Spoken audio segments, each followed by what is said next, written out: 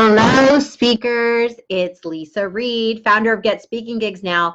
Question for you. Have you ever tried to make a PowerPoint and it just didn't go really well, or maybe you struggled with it, or even worse, and this has happened to me, where you actually were watching a speaker that you were really excited about seeing, and then their PowerPoint totally imploded their whole message and it was like a disaster? I've felt that way before, where I'm super embarrassed.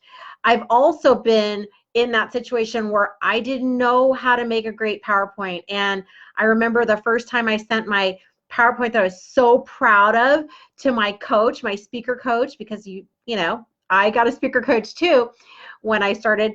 And I was so excited to send this to her, and she sent me this message back like, oh no, yes, we need to make lots of changes. And thank goodness I hired someone to help me, because it made a huge difference. And each time I make a PowerPoint, I learn more and more about how to make it effective. So I'm going to share with you 3 tips. You might get a couple extra more tips, but I'm going to share for sure 3 tips with you on how you can make an effective PowerPoint that doesn't end up making you lose credibility or be embarrassed for things like that.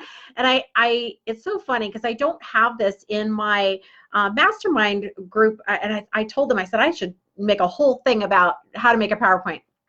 And we're actually having our call later today, our speaker collab experience. So definitely let me know if you're interested in collaborating with other speakers. But it's so important, because that's you work so hard to get that speaking engagement. You want it to be great, and that's if PowerPoint is part of your talk, then you definitely want to make sure that part is great too, don't you? So a little bit about me, in case you don't know, I am the founder of Get Speaking Gigs Now. My name is Leisa Reid, L-E-I-S-A-R-E-I-D, easy way to remember it. And I have booked and delivered over 400 speaking engagements in the last few years. I continue to speak. I actually was at a speaking engagement this morning, and I was at one last night. And I love it. It's fun. And I learn every single time. Now, neither last night or this morning did I actually use a PowerPoint. But that's also a whole nother training. Like, what do you do if the lights go out and you don't have a PowerPoint? So I strongly believe you don't always need a PowerPoint, and sometimes you can be way more effective with one. So let me share with you those 3 tips. So the first tip, number 1 tip, is this is so important. Oh my gosh. Oh, hi, Burju. How are you? So the first tip is use high quality images. Okay. And I know a lot of times speakers get images, or people who are presenting get images from Google, and they think, maybe you look at the DPI and you think, oh, that's pretty high. It looks really good on my screen. Okay, PowerPoint, your screen's going to be a lot bigger, right? So if there's any blurriness or weirdness on the photo, it's going to show up massively on that big screen. So please don't do that. And there's a whole nother thing on images, but one of my favorite, and I can put the links in the comments, but one of my favorite websites to get images that you can use legally, because obviously you need to get permission, so you want to make sure you're careful where you get your images, and you can use them at no cost, is unsplash.com. So I'll put that link in there. That's my favorite, because it's like these really talented photographers who are just amazing, who post their images and allow entrepreneurs and business owners and people to use those images. So that's a really great tip, and that really helped my PowerPoint slides shine. Okay, so that's tip number 1. Quality images, please, please, please, because I will know right away if someone just grabbed it off Google and it looks horrible. Don't do that. The other tip, second tip, is really the concept of less is more. Like, if you're running out of room on your slide, that's kind of a hint that you should just make it 2 slides or 3 slides or whatever. Like, you don't want the slide to be so cramped, because guess what's happening? If your audience is reading the slide, do you think they're listening to you? No, they're not, because they're trying to read the slide. They're just naturally going to do that. They're going to be looking, and they're looking past you, and if you were paying attention to them and you saw their eyes, you would see they're not looking at you, they're not engaged, they're not hearing what you're saying. So less is more. My typical model is big photo that takes up the whole screen and then a banner across with one line or like the title of or something like that. And then maybe that complimentary slide with some content will have a couple bullet points on there, but not long sentences, certainly not paragraphs. You've probably been in a scenario, and I have, where someone keeps looking back and reading directly what it just says on the slide. So you don't want that either. That also shows me the person has a practice. So that's a whole nother Oprah. So less is more. Just keep that in mind. And this is definitely for like when you're in a live audience. Like I'm getting ready to jump on a Zoom class and for our mastermind. And when I develop the slides, I put a little bit more words on the slide because we're not live in person.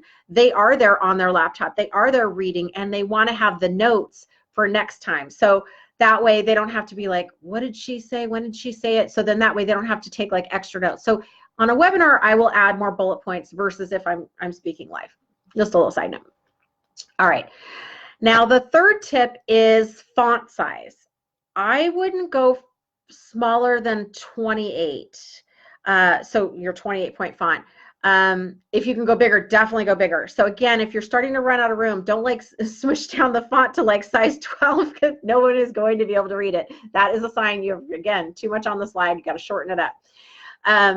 The other thing that I say about font is keep it super simple. Like don't pick some fancy schmancy font. Why? Because then you go to maybe someone says, oh, can you email me your PowerPoint or put it on the desktop? All kinds of formatting changes can happen. If that computer or that other person or it gets lost in translation, the font gets all wonky, and then you get up there. I just actually had to talk to a client the other day about this where she's like, my slides got all messed up. And then you're thrown off and it's no bueno. So use like Arial. That's what I use a lot of the time. Helvetica, maybe Times New Roman if you want to, although that's got, you know, the serifs, but something simple. Just something that's kind of loaded on every computer. Arial's like, I would just go with Arial. Okay. Think Little Mermaid. So those are a couple of my tips for PowerPoint that have come in real handy for me. I have more, but I just want to give you a little bit right now because I know so many of you are out there wondering like, how do I even get started? And you don't want to, I get the pain of like, work so hard to get that speaking engagement, your talk is amazing, and then the PowerPoint can really just, it can like basically sabotage your whole talk. Even if your talk is amazing and your PowerPoint isn't, it's that compliment to you. It's an accentuate, it's a, what is it, an accessory. It's an accessory to your talk. So you want to make sure that the accessory accessorizes and isn't the whole meal and doesn't take away from your presence and your message. It just highlights it, right? It keeps the audience on track. I have a rule of thumb, like probably if it's not more than 40 people, I tend to not use PowerPoint. Just sort of depends on what I'm teaching, but that way I learn my presentation, I know it inside and out. I'm not relying on the PowerPoint. Again, you could have the most beautiful PowerPoint in the whole wide world, and if the lights or the electricity goes out or something goes wrong with technology, you gotta get on stage and you gotta make it happen. So just wanted to share those PowerPoint tips with you, and I want you to imagine. Oh, actually, you know, for a moment, here's what I would recommend if you're in that point where you're starting to get your talk ready, you're starting to develop that PowerPoint, or maybe you've developed it but you haven't delivered it yet. You're maybe on a couple times, so you're still getting some data points like, is this a good thing? Like, is it working?